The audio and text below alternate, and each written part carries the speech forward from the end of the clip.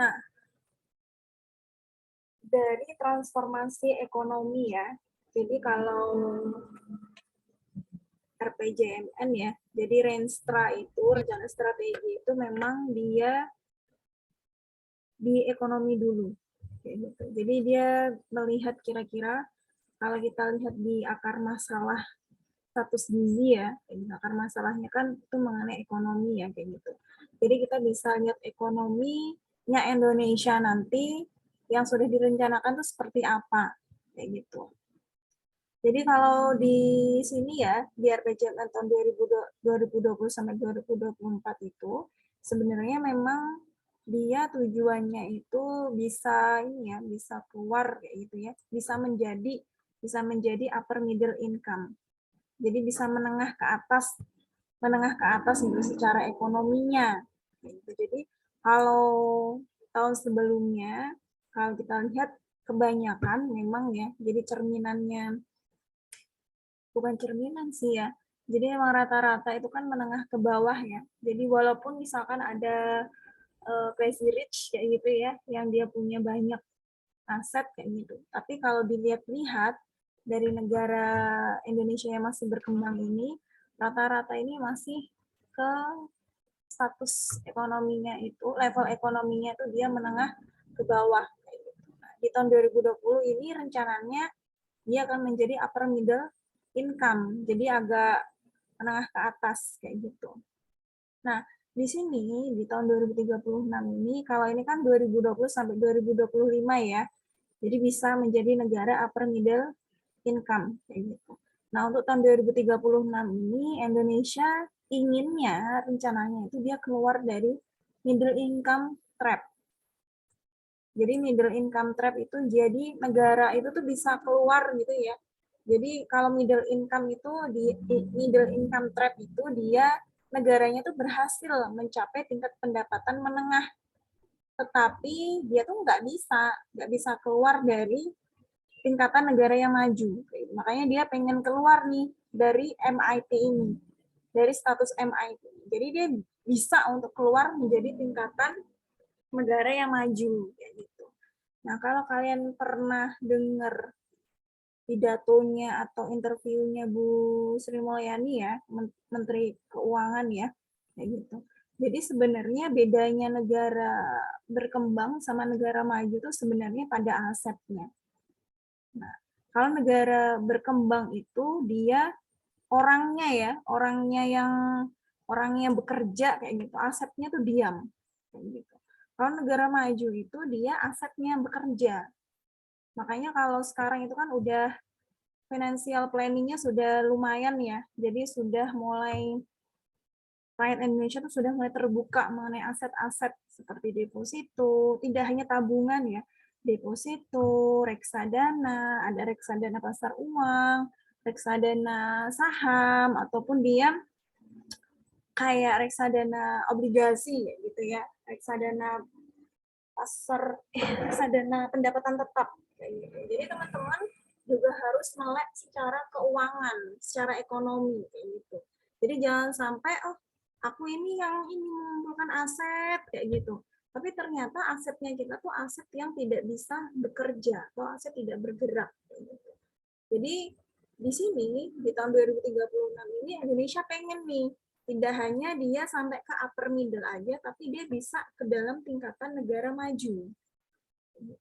Karena kalau dilihat kalau kemarin saya lihat interviewnya Bu Sri Mulyani itu, jadi kalau dibanding-bandingnya sebenarnya kalau secara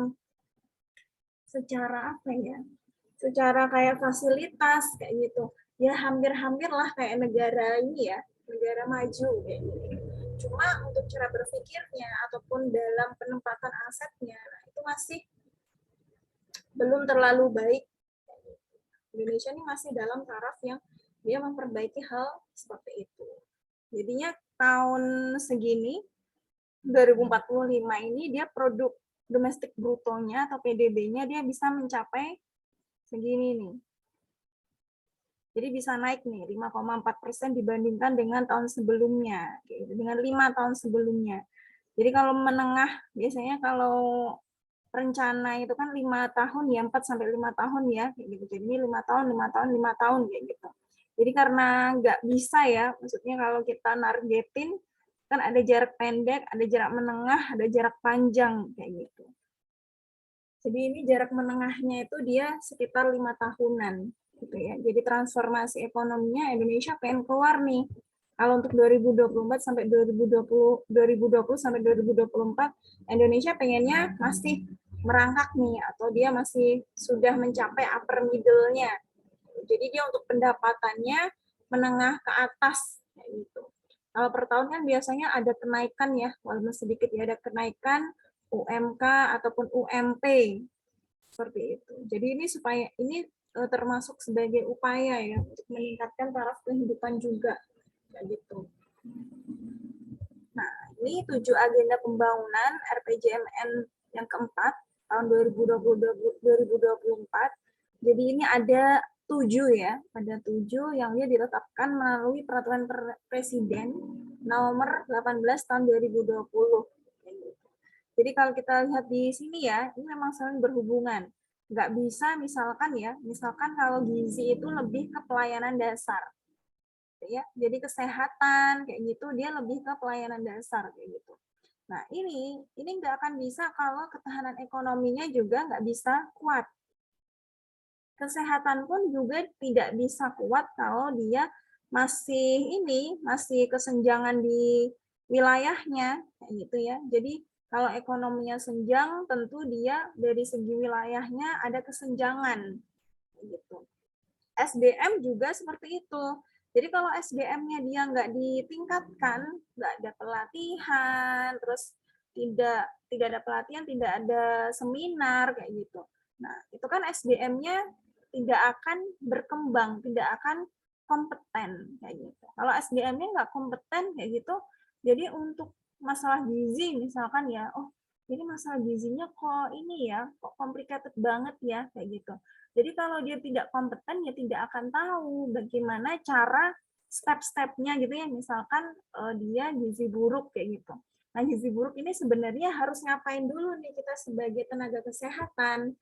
Atau misalkan apakah kita harus memberikan langsung biskuit PMT pemulihan atau kita langsung rujuk? Jadi kita sudah tahu nih ilmunya. Dia gizi buruk sudah lama, sudah selama 2 penurunan, dia sudah BGM ya misalkan, BGM-nya 2 bulan berturut-turut atau bagaimana kayak gitu. Jadi kita harus lihat kondisi. Jadi kalau tanpa SDM, tentu kita untuk mengupayakan peningkatan kualitas juga di fasilitas kesehatan kan juga nggak bisa. Gitu. Fasilitasnya ada, tapi SDM-nya nggak bisa nih. Misalkan ada alat juga ya, ada alat antropometri datang mengukur tinggi badan, berat badan kayak gitu. Datang tapi SDM-nya nggak tahu gimana cara untuk mengukur komposisi tubuhnya itu menggunakan alat tersebut. Jadi di sini dia saling berkaitan kayak gitu. Kebudayaan karakter juga dia harus diperkuat kayak gitu, dibangun kayak gitu. Karena kan kita masih ini ya, kalau kebudayaan itu kan masih eksis ya dari segi sosial juga kayak gitu. Kalau ingin misalkan promosi kesehatan pun misalkan jadi dia perlu kayak kampanye kayak gitu. Ini perlu bantuan misalkan kalau ke keluarga kayak gitu ya, ke suatu desa kayak gitu. Itu perlu bantuan dari ini kepala desa kayak gitu. Ataupun di suatu wilayah yang misalkan di daerah mana ya yang ada kepala sukunya kayak gitu ya. Nah, itu harus minta bantuan ke kepala sukunya gitu, supaya memang promosi kesehatannya ini tuh berjalan lancar. Gitu. Jadi memang segala macam aspek itu dia harus saling ditingkatkan karena saling berkaitan gitu. Makanya multisektoral, jadi peningkatan kualitas multisektoral ya, tidak hanya ke kesehatan itu dia sangat penting gitu untuk dia mencapai standar kesehatan yang optimal seperti itu ya. Nah, ini sebelumnya juga sudah pernah ya kita bahas sebelumnya, kalau nggak salah ya. karena banyak tabel ya kemarin ya. Nah, ini jadi ada indikator utama, ada indikator tambahan. Sudah ya kalau nggak salah ya. Jadi ini baseline-nya itu dia Riskesdas tahun 2013 kayak gitu. Kalau indikator utamanya tuh sebenarnya dia ada 6. Jadi obesitasnya ini ditambahkan karena memang Indonesia dia tuh masih berada ya, masih berada di masih pace-nya apa sih bahasa Indonesia? Masih berhadapan ya gitu ya, masih berhadapan dengan masalah obesitas. Gitu. Jadi masih banyak lah ya. Jadi nggak hanya double burden tapi triple burden gitu. Jadi ada masalah kesehatan, ada masalah malnutrisi, ada juga overnutrition kayak gitu. Ada PTM, ada PM, ada penyakit menular, ada penyakit tidak menular. Seperti itu. Oh iya, ini mahasiswanya kok masih 34 ya? Jadi saya nggak nunggu teman-teman buat ini ya, biar on time kayak gitu ya. Nah, kalau indikator utama ini, dia adalah anemia pada ibu hamil dan juga stunting pada anak usia 0 sampai 23 bulan. Kalau di sini itu kan stunting untuk balita ya secara keseluruhan. Sebenarnya juga data itu ada tujuannya ya. Jadi kenapa dia ada stunting untuk usia 2 tahun, kayak gini di bawah 2 tahun, dan untuk balita kayak gitu. Jadi kalau yang untuk usia segini kan sebenarnya dia masih untuk dari fase ya, untuk dari fase perkembangan masih masuk ke 1000 HPK ya, kayak gitu. Dari ibunya hamil menyusui sampai anaknya usia segini kayak gitu, usia di bawah 2 tahun. Jadi masih masuk ke 1000 HPK kayak gitu. Jadi lebih di indikator utamanya tuh dia langsung ke balitanya kayak gitu. Nah, anemia pada ibu hamil ya. Kalau anemia kan sebenarnya tidak hanya pada ibu hamil ya, tapi juga pada remaja. Cuma memang datanya itu dia tidak selalu diambil. Kemarin juga sudah pernah ya kita bahas. Jadi kalau di Riskesdas ataupun di survei-survei lainnya kayak gitu, anemia pada remaja itu sebenarnya tidak selalu diambil datanya. Makanya kalau data-data yang diambil itu sebenarnya cuma data cakupan ya. Misalkan dia didistribusikan TPD-nya berapa, kayak gitu ya, berapa untuk remaja berapa, untuk ibu hamil berapa, kayak gitu misalkan. Nah, tapi di situ nggak diambil datanya sebenarnya kayak signifikan nggak sih dia menurunkan angka anemia tersebut.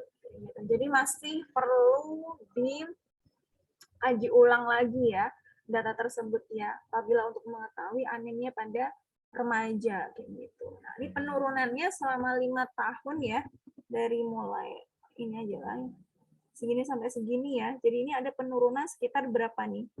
30 ke 28 itu sekitar 6 ya. 6% ya. Jadi 6% kayak gitu. Nah, targetnya ini bisa turun kan 6 ya. 8 ya berarti ya. 8% kayak gitu. Jadi 8% ataupun kalau di ini ya, di stunting sama wasting untuk balita tuh sebenarnya dia targetnya itu sampai 14% sampai 14% kalau untuk stunting balita ya. Nah, wastingnya itu dia sampai 7% kayak gitu. Jadi penurunannya kalau bisa tuh segitu kayak gitu. Nah, ini beberapa opsi kebijakan yang ditawarkan ya, yang ditawarkan dan ya semoga saja dilakukan ya dengan baik di tingkat daerah maupun di tingkat pusat. Jadi yang pertama menetapkan regulasi untuk meningkatkan komitmen, implementasi dan alokasi anggaran percepatan perbaikan gizi di tingkat pusat dan daerah. Jadi memang harus ada komitmen. Jadi biasanya itu kalau tingkat pusat itu harus menggerakkan di tingkat daerah juga. Karena memang itu kan dari hilir ke hulu ya, bawah tuh hilir kan ya, hilir ke hulu ya kayak gitu. Jadi kalau misalkan dari bawahnya itu dia misalkan menyembunyikan data misalkan, menyembunyikan data.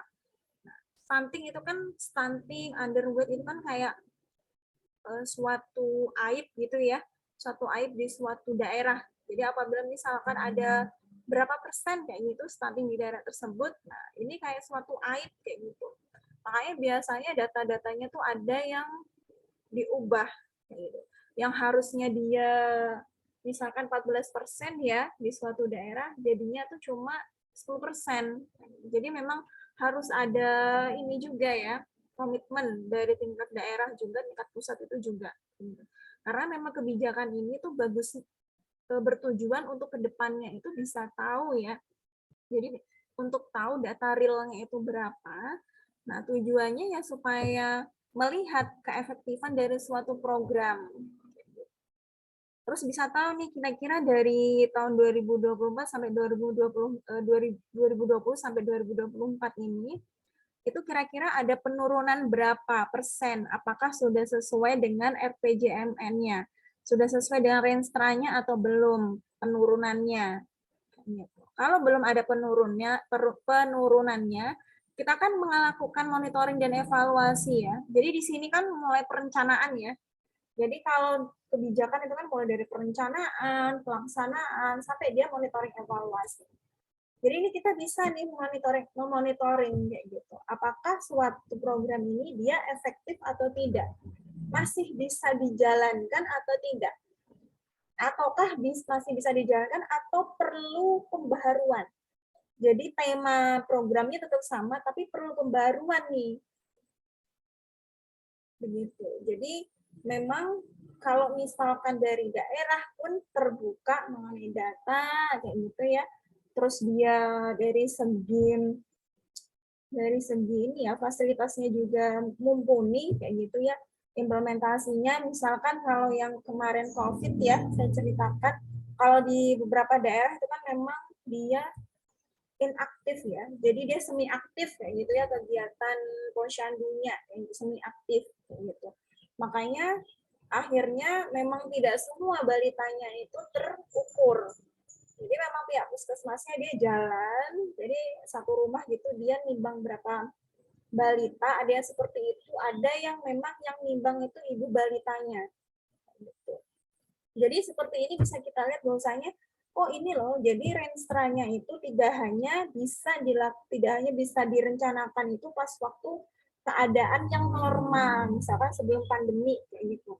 Tapi juga harus difikirkan bagaimana nanti misalkan nih di rentang tahun 2020 sampai 2024 ini ada kejadian yang nantinya akan berulang. Jadi dari posyandunya juga dia semi aktif kayak gitu, akhirnya pemerintah nggak bisa nih mendata dari hilirnya, nggak bisa mendata dari daerahnya itu berapa, nggak dapat data. Padahal kalau kita kemarin di si gizi terpadu itu kan dia kan terintegrasi ya. Jadi daerah memasukkan, misalkan kadernya memasukkan data. Setelah itu dari pihak puskesmas ngecek sudah sesuai atau belum dari laporan yang diterima dari pihak posyandu ke puskesmas. Nah setelah itu puskesmas misalnya dari Dinkes gitu ya, Dinkesnya ngecek juga ini sudah benar atau enggak, sudah sesuai atau tidak. Gitu. Jadi makanya ini terintegrasi tuh, jadi bisa ini kalau misalkan ada yang data yang kurang bisa sama-sama memasukkan. Gitu. Dan rakyat awam pun bisa melihat kayak gitu ya hasil dari misalkan status gizi stunting tahun 2018 sampai tahun 2020. Nah, itu berapa bisa melihat. Yang kedua, meningkatkan akses dan kualitas pelayanan gizi. Nah, ini tentu ya kalau akses ya. Jadi kalau akses ini dari infrastrukturnya, dari jaraknya juga, kayak gitu, fasilitasnya.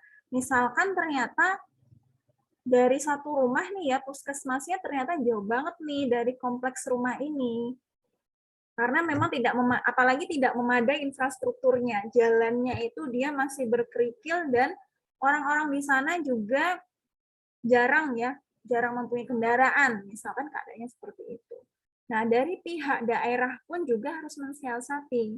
Gimana nih caranya supaya pelayanan gizinya ini tetap bisa didapatkan oleh daerah tersebut. kayak gitu ya, oleh sasaran tersebut kayak gitu. Misalkan dia ada pengadaan mobile ini ya, mobile pelayanan gizi kayak gitu. Jadi untuk posyandunya misalkan dia pakai mobil yang dia muter-muter kayak gitu. Jadi nanti di suatu tempat kayak gitu nanti ada pengukuran di situ. Misalkan seperti itu. Dan juga kualitas pelayanan gizi. Jadi kalau kualitas di sini tidak hanya fasilitas ya, fasilitas yang ada di ini, paskesnya, fasilitas kesehatannya. Misalkan alatnya, medianya, tidak hanya itu, tapi juga SDM-nya. Jadi harus ditingkatkan, seperti yang kebijakan rencana yang 7 tadi ya, 7 rencana pembangunan tadi ya. Jadi SDM-nya juga ditingkatkan. Nah, selanjutnya meningkatkan kampanye, advokasi, komunikasi untuk perubahan perilaku dalam perbaikan gizi. Karena memang tipe-tipenya orang itu beda-beda ya. Gitu. Ada yang dia dapat informasinya tuh mudah banget.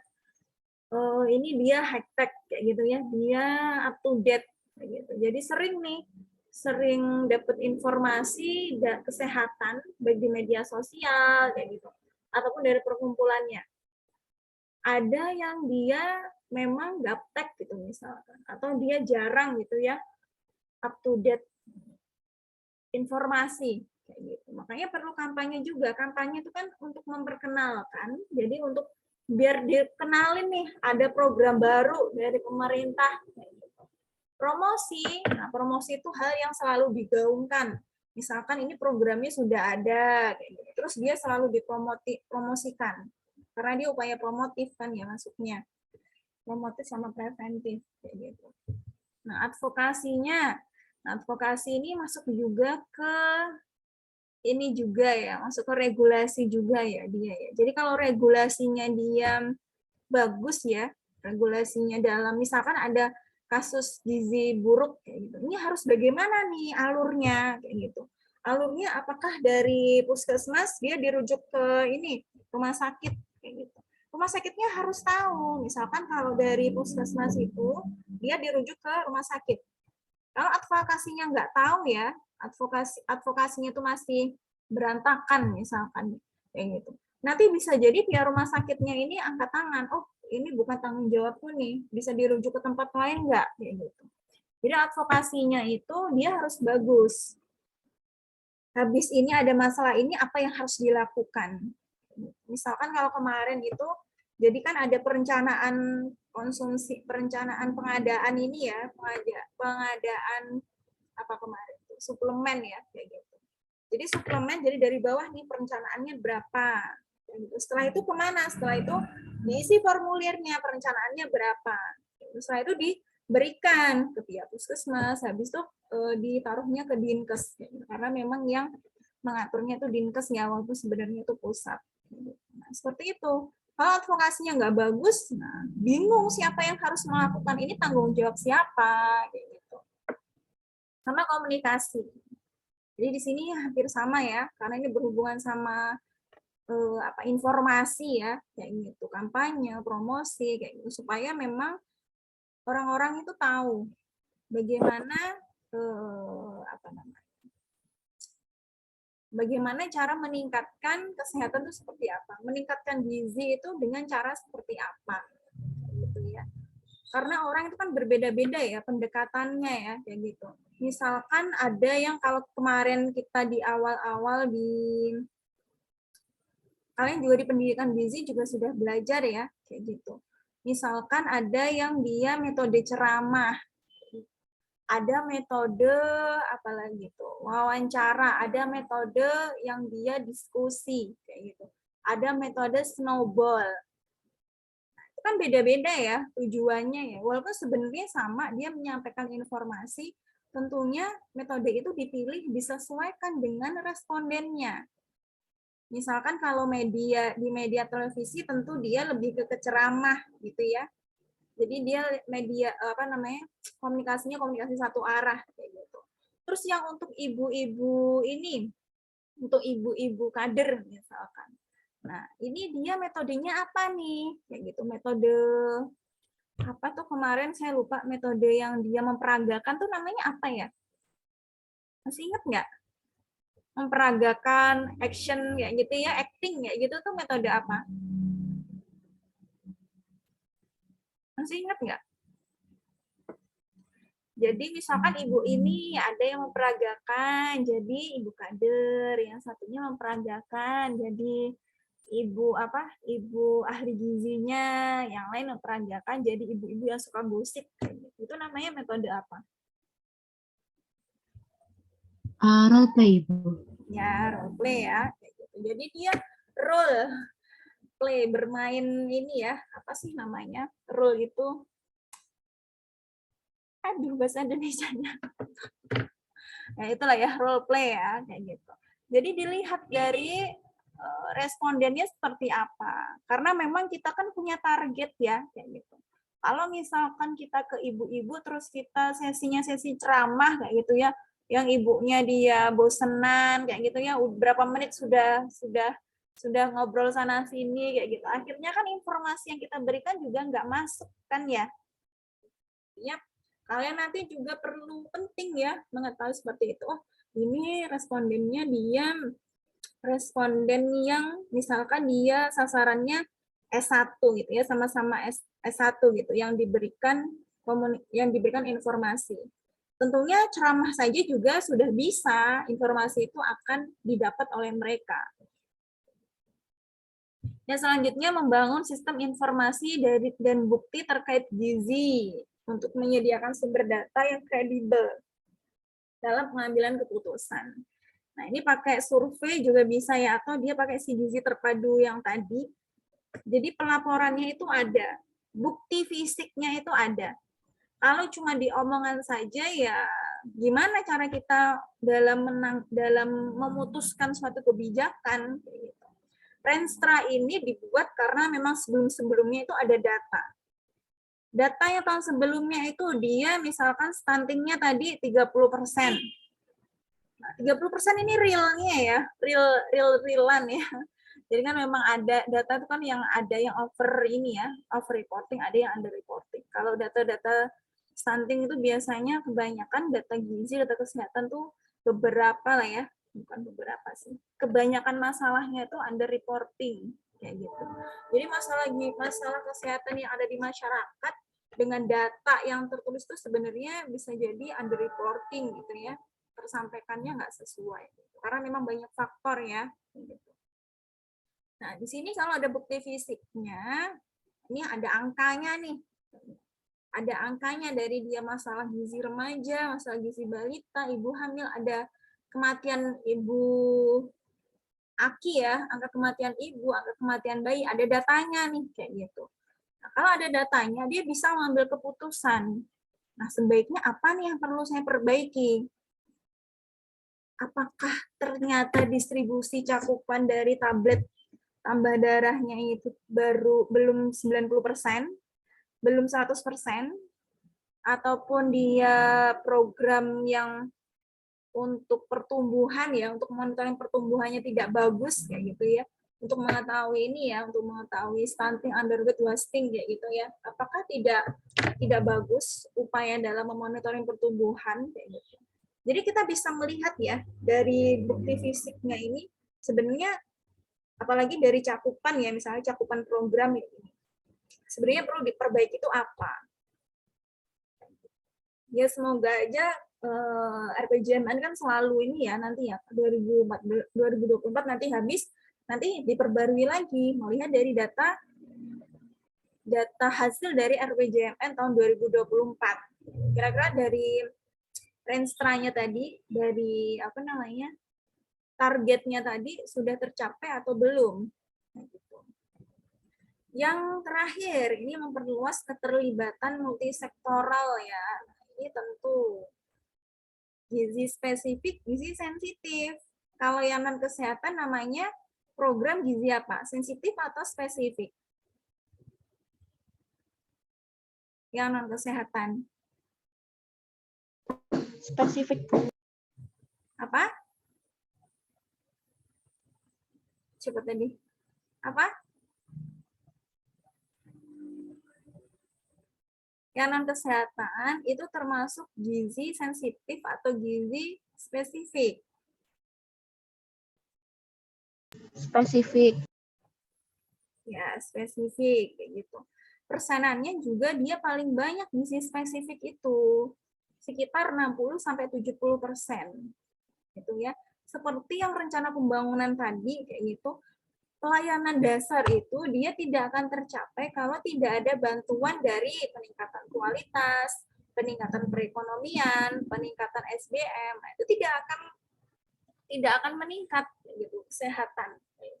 Begitupun juga perbaikan gizi. Jadi kalau masalah perbaikan gizi itu kan bisa dilihat dari yang lain-lain ya, kayak gitu. Kalau kalian misalkan pelajari sekarang ini perencanaan pandan gizi, mata kuliah perencanaan pandan gizi. Nah, kita bisa tahu nih, oh ternyata dari sisi pertanian juga penting. Misalkan kalau kemarin ya di penilaian status gizi, kalau kalian masih ingat, untuk melihat ketersediaan pangan gitu ya di tingkat nasional, survei konsumsi pangan di tingkat nasional, kita bisa pakai food balance sheet atau NBM, neraca bahan makanan. Neraca bahan makanan kita bisa melihat produksi pangannya, distribusi pangannya, impornya, ekspornya, itu kan dari Kementerian Pertanian. Kalau misalkan data-data tersebut itu tidak ada, ya kita tidak punya kiblat ya istilahnya, ya. Tidak punya rujukan untuk mengetahui ketersediaan pangan di tingkat nasional. Jadi kalau ketersediaan pangannya aja nggak ada, nanti dia akan memicu kerawanan pangan. Yang tentunya nanti otomatis dia bisa mempengaruhi status gizi, entah itu individu, ataupun dia rumah tangga, ataupun secara nasional. Nah, di sini program gizi 5 tahun terakhir ya, jadi 2020 ke belakang kayak gitu. Karena memang kalau Renstra itu kan pasti dilihat ya keberhasilan dari beberapa program gizi kayak gitu. Walaupun misalkan dia berhasil, kalau dia masih menjadi masalah kesehatan kayak gitu, masih menjadi masalah kesehatan, jadi teman-teman harus tahu ya, misalkan kalau KVA kemarin kekurangan vitamin A. Oh, dia bisa menjadi masalah kesehatan kalau dari segi klinisnya dia 15% presentasenya. Gitu. Stunting, wasting pun dia prosentase menjadi masalah kesehatan itu berbeda-beda. Ada yang 25%, ada 30%. Nah, biasanya masalah itu menjadi masalah kesehatan itu apa ya? Jadi tidak semua ada presentasenya. Ya, tidak semua ada presentasenya. Biasanya itu ada presentase dia menjadi masalah kesehatan itu ketika apa namanya, sasarannya itu adalah sasaran rentan kayak balita gitu ya. Jadi stunting, wasting, underweight, obesitas yang ada prosentase dia menjadi permasalahan kesehatan itu biasanya lebih ke balita prosentasenya. Kayak gitu. Nah, ini 5 program gizi 5 tahun terakhir ya. Ada pemberian tablet tambah darah. Mungkin teman-teman udah pada tahu semua ya, karena kemarin sudah diskusi, yaitu tambah darah untuk remaja putri, untuk ibu hamil, terus pemberian makanan tambahan ibu hamil, KEK, ini nggak spasi ya. Promosi konseling ya, pemberian makanan bayi dan anak. Jadi PMB lah ya, praktek pemberian makanan bayi dan anaknya kayak gitu. Terus pemberian vitamin A pada bayi dan balita, pemantauan pertumbuhan, jadi monitoring gitu ya, nah pengukuran. Terus pemberian makanan tambahan untuk balita gizi kurang, sama manajemen terpadu balita gizi buruk. Nah, itu seperti apa? Jadi kita bisa melihat dari, jadi Renstra itu melihat dari program-program yang sudah sebelumnya itu dilaksanakan.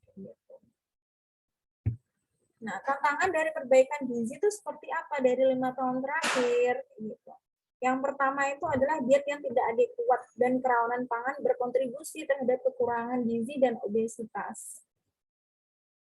Nah, jadi memang masih ini ya, masih menjadi masalah yang umum dan masih sangat sulit sekali untuk kita bisa keluar dari masalah gizi ini. Karena di sini kalau kita lihat dari data-data ini ya, oh ini kekurangan kerawanan pangan ya, sampai ke kerawanan pangan, berarti di sini dia masalahnya sebenarnya tidak hanya ke keinginan untuk mengonsumsi. Jadi tidak hanya keinginan, tapi sebenarnya lebih ke ekonomi. Jadi kalau ekonominya dia pendapatannya dia terbatas, tentu dia otomatis untuk menyediakan variasi makanan, belinya gitu ya, beli makanannya kayak gitu. Nah, itu pasti tidak bervariasi kayak gitu. Apalagi kalau kemarin data survei juga ya, kayak gitu. Itu mengatakan bahwasanya kalau orang yang pendapatannya itu ke bawah, kayak gitu ya, dia kuintilnya itu dia ekonominya ke bawah, kayak gitu, pendapatannya tuh lebih digunakan hampir 100% ini hanya untuk makan. Gitu ya. Jadi untuk fasilitas kesehatan, untuk bayar BPJS, nah itu menjadi prioritas yang kesekian. Padahal kalau kita belajar mengenai konseptual framework ya, yang dia penyebab langsung tidak langsung akar masalah dari status gizi yang tidak baik ya, dari malnutrisi, tentu kita bisa tahu ya. Jadi kalau akses pelayanan kesehatannya dia tidak dapat kayak gitu aksesnya, tentu dia bisa mengalami infeksi. Gitu. Jadi misalkan makanannya ternyata prioritasnya pertama itu adalah makanan, ataupun dia pendapatannya semuanya digunakan untuk makanan, tapi dia aksesnya nggak bagus nih mengenai kesehatan. Hygiene apalagi diperparah dengan hygiene sanitasinya. Jadi ya fasilitas hygiene sanitasinya nggak ada, gitu. Apalagi kalau daerah-daerah yang kumuh, dengan dia nanti rentan penyakit. Gitu. Jadi masalah ini selalu kita ulang-ulang ya kayak gitu. Sebenarnya masalah stunting, masalah big stunting ya, stunting underweight kayak gitu. Sebenarnya masalah kenapa nggak bisa turun sih? Maksudnya kok susah banget gitu turunnya gitu. Karena memang masalah yang sebenarnya yang susah sekali susah sekali kita keluar ya dari masalah itu adalah masalah ekonomi. Apalagi kalau ini juga data real ya, kalian juga mungkin merasakan ya gitu. Misalkan kalau ada salah satu keluarga kalian ataupun orang inilah ya, orang yang dia ekonominya menengah ke bawah kayak gitu. Misalkan mereka itu sering gitu ya mengonsumsi rokok. Kalian lihat deh, dari pengeluaran mereka untuk rokok sama untuk ini ya, walaupun nggak semuanya ya kayak gitu. Walaupun nggak semuanya ini. Tapi ada yang seperti itu. Misalkan pengeluaran untuk rokok ternyata dia lebih besar daripada untuk membeli makanan ataupun untuk bayar BPJS, misalkan seperti itu. Jadi ini masalahnya mengenai pendidikan juga. Nah, pendidikan itu kan masalah penyebab yang tidak langsung ya, pengetahuan ya. Karena memang susah sekali kan ya untuk keluar dari yang merokok menjadi tidak merokok itu kan sangat susah sekali ya. Gitu. Tapi ini kebanyakan juga seperti itu. Dari data pun juga seperti itu. Jadi kebanyakan rakyat, suatu rumah tangga yang dia ekonominya menang ke bawah kayak gitu ya, dia bisa beli rokok sampai 2 bungkus gitu sehari. Tapi anaknya dia pendidikannya nggak bagus gitu, nggak disekolahin atau gimana. Gitu. Itu adalah hal yang perlu kita evaluasi juga. Walaupun sebenarnya cukai ini kan beritanya cukai rokok mau dinaikkan ya, pajak ya. Kalau cukai itu kan untuk yang dari luar ya, untuk yang ekspor gitu. Jadi pajak rokok itu mau ditingkatkan ya. Berarti otomatis satu bungkus rokok itu sekitar 40.000 gitu ya. Jadi ini apakah masih akan tetap ada peningkatan orang yang merokok atau tidak nih dengan peningkatan pajak ini kayak gitu.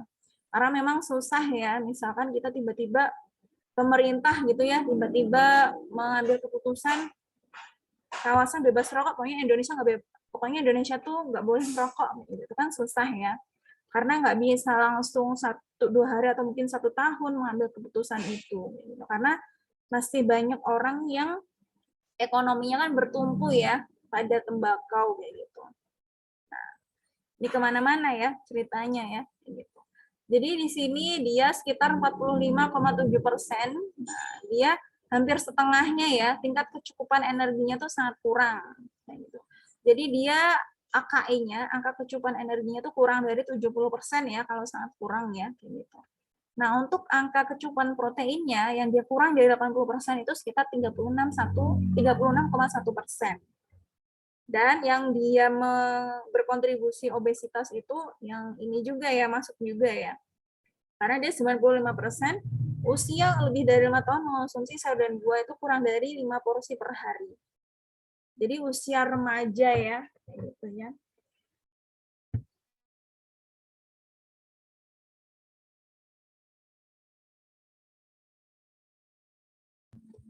Nah, jadi kan kalau kita sudah belajar shifting ya, shifting mengenai habitual dietary intake ya, kayak gitu.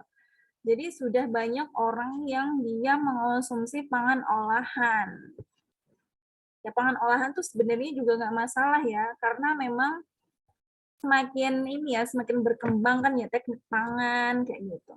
Cuma kita tidak boleh berlebihan, gitu. Apalagi kalau kita beresiko. Jadi kalau makanannya ini misalkan dia tinggi natrium, jadi kita harus hati-hati.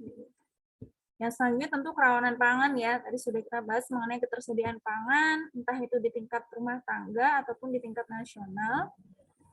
Dan yang terakhir pengeluaran untuk makan dan minum jadi meningkat 4 kali lipat antara tahun 2007 sampai 2017. Ini pengeluaran makan minum lebih ke pengeluaran ini sih, pengeluaran yang tadi ya, makanan minuman yang cenderung diproses. Jadi dia meningkat 4 kali. Nah, ini biasanya juga didorong karena semakin banyaknya industri makanan tuh yang tumbuh ya. Jadi tidak hanya di daerah industri kayak gitu, tapi daerah non industri sudah banyak ya yang tumbuh, yang entah itu dia industri yang besar ataupun industri rumah tangga, jadi sudah banyak. Yang selanjutnya penyakit pun ini juga udah shifting ya. Nah ini gambarnya ya, udah shifting ya, udah ada pergerakan yang awal-awalnya dulu itu penyakit menularnya masih banyak ya. Dari 10 besar itu penyakit menularnya masih banyak, ataupun dia 5 besarnya itu penyakit menularnya masih banyak kayak gitu. Nah, kalau sekarang dia shifting penyakitnya 5 besarnya dia ada yang penyakit tidak menular. Karena dia berhubungan dengan gaya hidup ya yang tidak sehat kayak gitu. Nah, penyakit di sini ini juga berhubungan sama conceptual framework ya kayak gitu. Jadi penyakit ini dia karena akses yang tidak memadai ke pelayanan kesehatan, jadi infrastrukturnya, kualitas apa namanya? Kualitas fasilitas kesehatan, alatnya gitu ya, alatnya kayak gitu. Karena memang misalkan nih ini contohnya ya kayak gitu. Di puskesmas itu kan nggak semuanya ada jadi punya ini ya, punya ranap ya. Ada puskesmas yang punya ranap, rawat inap kayak gitu. Nah, kalau puskesmasnya punya rawat inap tuh biasanya otomatis di situ ada ruang untuk melahirkan. Nah, kalau orang-orang dia masih, kalau misalkan puskesmasnya nggak ada kayak gitu, dan akses untuk ke rumah sakitnya jauh, kayak gitu misalnya ya, akses ke rumah sakitnya itu jauh, tentu dia lebih ketika melahirkan lebih condong untuk ke dukun. Makanya juga ada program ya. Jadi karena memang masyarakat masih banyak ya yang dia kalau melahirkan dibawa ke dukun gitu. Karena memang sebenarnya juga bukan keputusan yang mudah ya, maksudnya melahirkan ke dukun kayak gitu ya. Karena ada banyak faktor yang memang nggak bisa melahirkan ke fasilitas kesehatan karena jauh lah, karena biaya lah kayak gitu. Nah makanya ada program nih, dia edukasi ke dukun. Jadi harusnya bagaimana nanti ketika melahirkan seperti itu. Jadi bidannya ini bisa bekerja sama lah ya kayak gitu dengan dukunnya. Kayak gitu.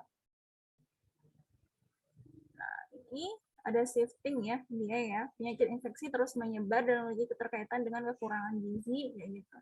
Jadi penyakit yang tidak menular ini juga dia berkaitan. Jadi kalau satu framework-nya itu yang penyebab tidak langsung ya. Jadi diare, TBC, tentu itu kan akan berpengaruh pada tubuh ya. Nafsu makannya jadi menurun. Ya. Kalau sakit itu kan semuanya kayak nggak bisa masuk lah ya ke mulut kayak gitu. Nah akhirnya dia kalau terjadinya sampai beberapa hari kayak gitu, cairannya sampai kurang gitu ya, diare-diare terus kayak gitu. Tentu dia akan status gizinya bisa menurun gitu. Ataupun dia sakitnya akan tambah parah kalau tidak segera bawa gitu ke fasilitas kesehatan. Terus yang kedua, PTM sedang meningkat, tidak menular ya, sedang meningkat sebagai akibat dari meningkatnya obesitas dan menambah beban sistem pelayanan kesehatan. Nah, sebenarnya itu kan kalau obesitas, jadi kalau stunting ya, jadi kalau bukan kemarin ya, kapan ya, pernah ngajar itu. Jadi kalau stunting itu nggak selalu dia berasal dari kuintil pendapatan yang menengah ke bawah ya. Ada juga yang dia menengah ke atas tuh ada yang terdampak stunting. Karena bisa jadi karena dia infeksi, ataupun dia pemilihan makanannya juga, ya, yang dia cuma itu saja, kayak gitu, itu bisa menyebabkan stunting. Gitu. Nah, kalau obesitas kan berarti di situ sebenarnya tidak hanya tidak hanya karena memang dia tercukupi kebutuhannya, tapi dia juga karena ekonomi juga.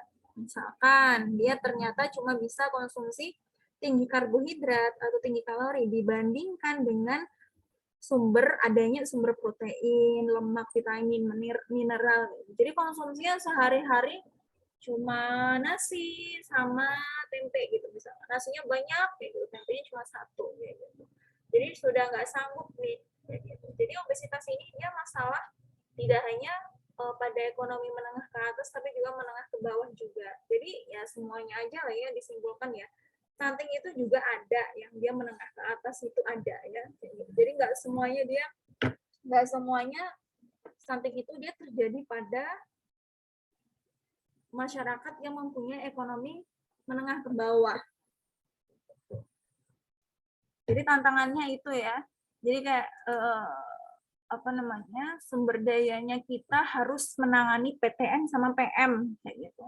Apalagi kalau perbandingan ya. Jadi kalau kalian lihat perbandingan itu dokter ya dengan rakyat semuanya itu sebenarnya masih belum tercukupi.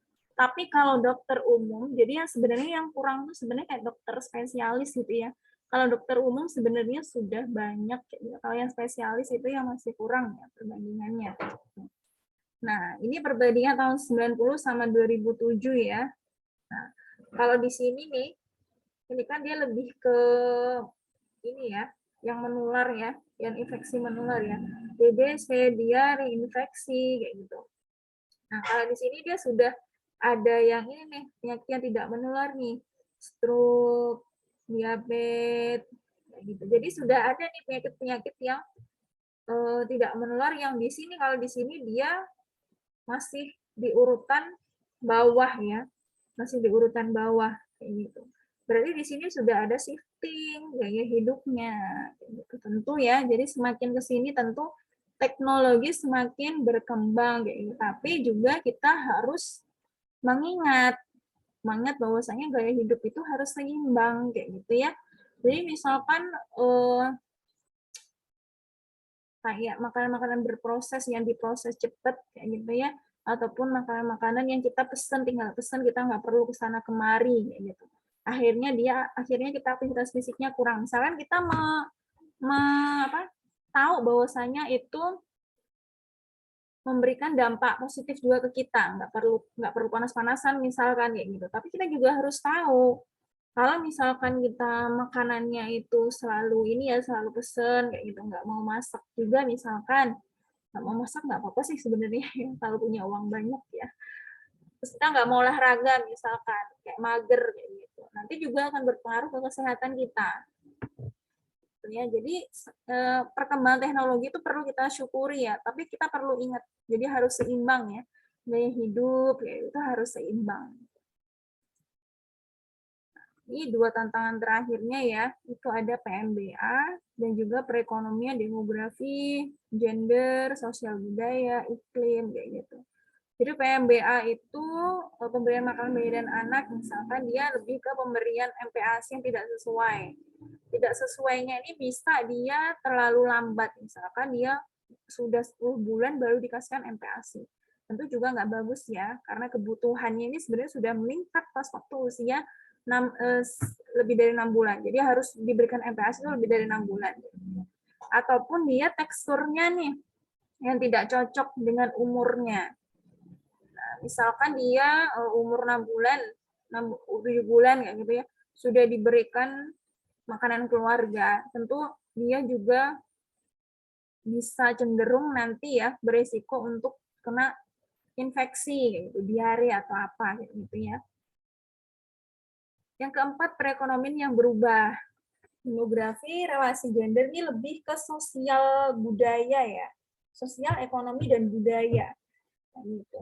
Jadi perekonomian berubah, walaupun misalkan sudah banyak ya, yang dulunya itu dia menengah ke bawah, sekarang sudah banyak yang di kuintil menengah, kayak gitu. Nah, tapi bisa jadi dia prioritas dalam pengeluarannya dia masih sama. Demografi juga ya, misalkan dia kena infeksi gitu ya, kayak KLB, kayak gitu. Yang dia, misalkan daerahnya deket rawa-rawa, kayak gitu. Tentu dia rentan terkena infeksi. Kalau infeksi tentu nanti akan berhubungan dengan dia konsumsi pangannya, kayak gitu. Relasi gender, kayak gitu. Patriarki, kayak gitu ya. Jadi kayak ketika ada makanan kayak gitu yang diutamakan misalkan yang cowoknya kayak gitu. Padahal misalnya pas satu ibunya hamil kayak gitu ya. Padahal ceweknya perlu asupan yang lebih banyak. Jadi perlu perbaikan ya. Nah, ini keyakinan sosial budaya kayak gitu ya. Ya memang sebenarnya keyakinan sosial budaya misalkan ada yang nggak boleh makan sapi kayak gitu, ada yang nggak boleh makan daging apa ya, kebanyakan sapi ya kalau Hindu Buddha kayak gitu, nggak boleh makan daging sapi kayak gitu ya. Kita harus menghormati, kita bisa memberikan alternatif kayak gitu apa gitu. Perubahan iklim juga bisa berkaitan dengan hasil pertanian ya. Sekarang misalkan walaupun musim penghujan nggak selalu hujan kan ya kayak gitu, akhirnya banyak yang gagal panen gitu ya, ataupun banyak yang baru mulai kayak gitu tapi susah gitu. Terus kemarin ada bencana Semeru kayak gitu, misalkan banyak yang hasil panennya terkena abu vulkanik kan ya, tentu dia menjadi rusak kayak gitu hasil pertaniannya. Jadi kalau nanti di perencanaan ini ya, di semester 6 itu ada manajemen program gizi kayak gitu. Nah, kita bisa melihat tantangannya nih, tantangan dari luarnya misalkan. Tantangan dari luarnya bencana. Jadi ketika bencana ini apa yang harus kita lakukan? Kita bisa melihat nih programnya ini ketika bencana itu dia masih bisa terlaksana atau enggak nih. Kayak gitu. Nah, kalau tadi Renstra untuk RPJMN 2020 sampai 2025 ya. Kalau sekarang tuh rencana strategi Kemenkes. Tapi rencana strategi Kemenkes ini tentu dia berkiblat pada RPJMN kayak gitu. Jadi kalau RPJMN kan dia dikeluarin sama ini juga ya Bappenas kayak gitu. Jadi saling berkaitan kayak gitu ya. Sebelum ke rencana strategi Kemenkes, ada yang mau ditanyakan?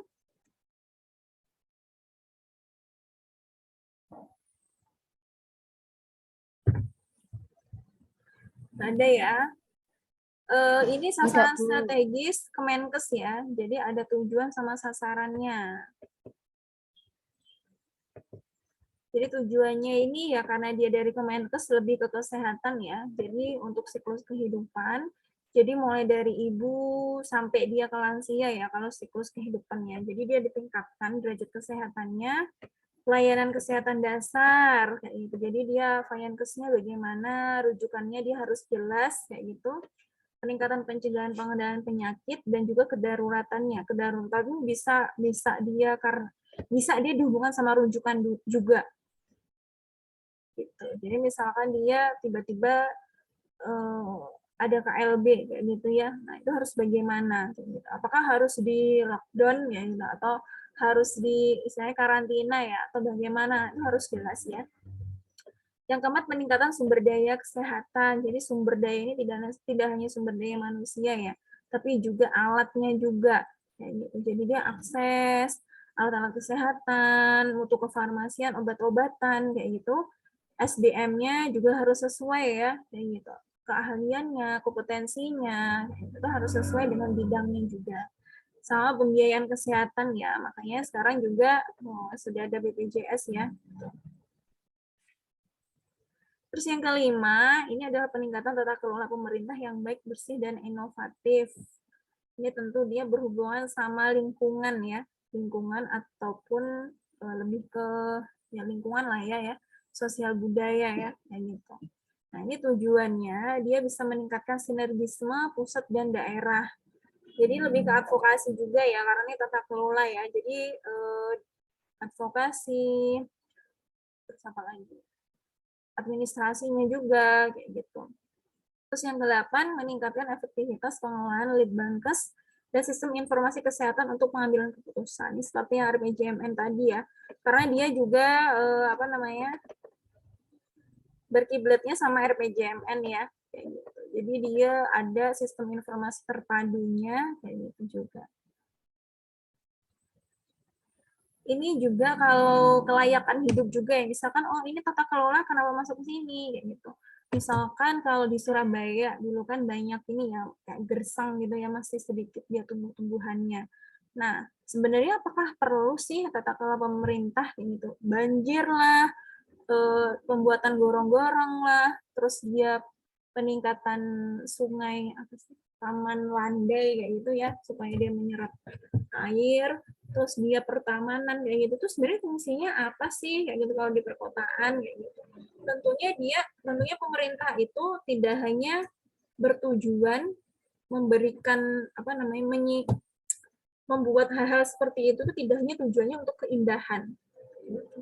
Tapi juga tidak hanya mengenai ini juga ya, oh supaya dia dapat apa kalau pemerintah itu ya, dapat penghargaan apa gitu, saya lupa ya. Biasanya kalau ada di ini ya, di ucapan selamat datangnya di perbatasan tuh kan biasanya ada tulisannya, oh ini dapat penghargaan apa kayak gitu.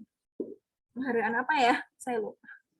Nah itu jadi tidak hanya dia untuk keindahan tapi juga kebersihan. Nah, kalau kebersihan dia terjamin kayak gitu ya, oh ini ada pemisahan tempat sampah, ada untuk plastik dan lain-lainnya kayak gitu. Nah, ini supaya dia menurunkan infeksi juga dan juga dia bisa meningkatkan kebahagiaan. Kalau teman-teman kota, meningkatkan kebahagiaan juga. Banjir juga seperti itu. Dia bisa untuk menghindari infeksi. Kayak tata kelola banjir. Gitu. Enggak, dia terhindar dari diare kalau banjir gitu ya. Terus dia perbanyak pohon. Gitu. Jadi supaya memang suasananya siapa? Kan semakin banyak oksigen ya di daerah tersebut ya, kayak gitu. Jadi semakin nyaman orang tersebut tuh tinggal di suatu daerah itu. Kayak gitu. Makanya dia bisa meningkatkan taraf kehidupan, baik dia di tingkat rumah tangga ataupun secara daerah. Gitu ya. Nah, selanjutnya dia adalah indikator sasaran strategi kementerian ya, Kementerian Kesehatan. Salah yang ini ya, indikator ya, sasaran strategis yang dia ya berkiblat lah ya sama RPJMN. Jadi dia harusnya penurunannya berapa gitu ya, AKI kayak gitu ya. AKI itu kan per 100.000 kelahiran hidup ya. Jadi kalau tahun 2015 itu 305 per 1.000 kelahiran hidup ya angka kematiannya. Jadi di 2024 ini pengennya itu dia sampai 183 penurunannya. Jadi turun sampai 183. Terus yang angka kematian bayi AKB per 1.000 kelahiran hidup dari 24 sampai dia mencapai 16. Jadi kan memang kalau kemarin juga kalian ingat ya di IKM ya kalau misalnya ilmu kesehatan masyarakat ya kayak gitu. Jadi ada indikatornya ya sebenarnya kalau berapa ya 18 atau berapa ya gitu seingat saya. Ya, ini kan masih tinggi ya 24 ya kayak gitu. Jadi di sini dia pengennya turun sampai 16. Begitupun dengan yang lainnya ya. Jadi misalkan stunting, dia pengennya turun sampai 14% kayak gitu. Ini sampai ke vaskes juga ya, tenaga kesehatan standarnya berapa, presentase puskesmas sama dokternya berapa, ini masih 12% ya. Tahun 2019 ini pengennya 2024 ini semuanya ada dokternya, gitu, dokter umumnya. Gitu. Nah, ini lanjutannya ya, tujuan strategisnya ya. Jadi tujuannya tadi kan sudah ada ya, tujuan, sasaran, indikatornya. Tadi kalau ini rangkumannya ya, ini ya. Oh ini kan tadi ada 5 kan ya, ada 5 tujuan strategis. Sasarannya tadi juga sudah ada ya di sebelumnya. Nah, terus dia berapa indikatornya gitu ya untuk tahun 2024, 2020 sampai 2024 gitu. Ibu hamil KEK-nya, karena itu kan merupakan siklus hidup ya. Jadi dari ibu hamil sampai dia ke ibu hamil sudah ada. Terus apa lagi? Ibu dan bayi baru berarti bayi ya, balita. Posyandu, posyandu ini masih ke balita ya. Remajanya nggak masuk ya di sini, nggak ada remaja. Terus yang kedua penguatan kesehatan dasar atau rujukan tadi ya. Dia harus berapa nih, minimal satu puskesmas ya, satu kecamatan. Jadi masih banyak juga yang belum satu kecamatan itu dia punya satu puskesmas. Terus dia PT-nya juga, rasio PT-nya kayak gitu berapa gitu. Persentase FKTP-nya itu sudah sesuai standar atau belum kayak gitu. RS terakreditasinya itu sudah berapa. Nah, ini juga dia untuk mengindikasikan kira-kira ketersediaan pelayanan kesehatannya itu dia sudah sesuai atau belum. Gitu. Misalkan kenapa RS-nya harus terakreditasi, kayak gitu. Karena memang kalau akreditasi itu kan tidak hanya dia jumlah SDM-nya ya, tapi juga fasilitasnya itu sudah sesuai atau belum. Gitu.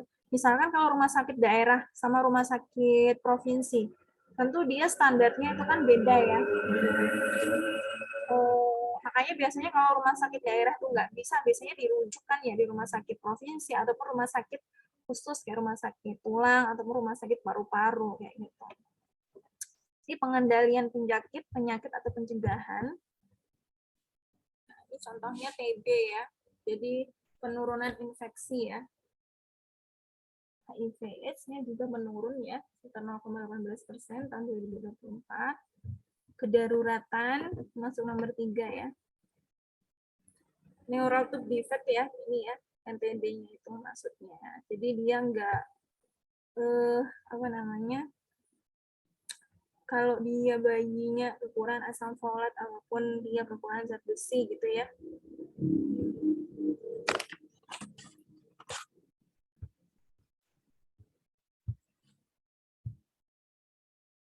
Nah, ini. Jadi peningkatan SDM, terus dia peningkatan penjaminan pembiayaan ya. Jadi dia sudah sesuai anggarannya itu sudah terserap atau belum kayak gitu. Peningkatan tata kelola tadi ini penjelasannya. Jadi dia tata kelolanya dari apa namanya? Dari fasilitasnya, terus dari kinerjanya juga kayak gitu sudah sesuai atau belum kayak gitu. Birokrasinya itu sudah bagus atau belum kayak gitu ya, tata kelola pemerintah, advokasinya kayak gitu. Dari sini ada yang mau ditanyakan?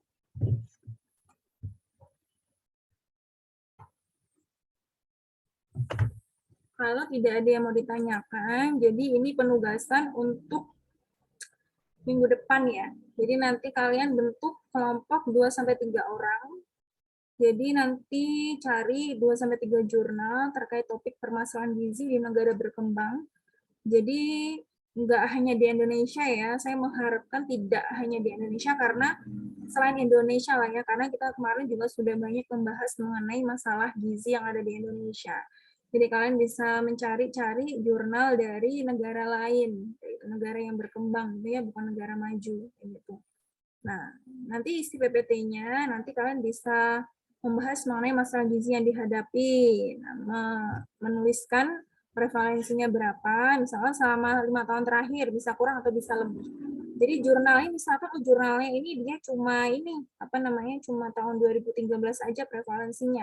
Kalian bisa cari referensi lain, kira-kira dia ada kenaikan atau ada penurunannya ya, misalnya stuntingnya, ada penurunan atau peningkatan, kayak gitu.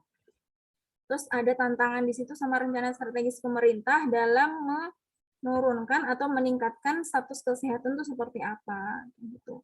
Nah, ini dikumpulkan dalam bentuk PPT dengan maksimal 15 slide ya, menyertakan sumber. Jadi sumbernya di sini di luar dari 15 slide, misalkan kalian mentok 15 slide gitu ya, sumbernya ini dia di luar dari 15 slide. Terus dikumpulkan paling lambat 23 Desember pukul 5 sore ke G Drive-nya.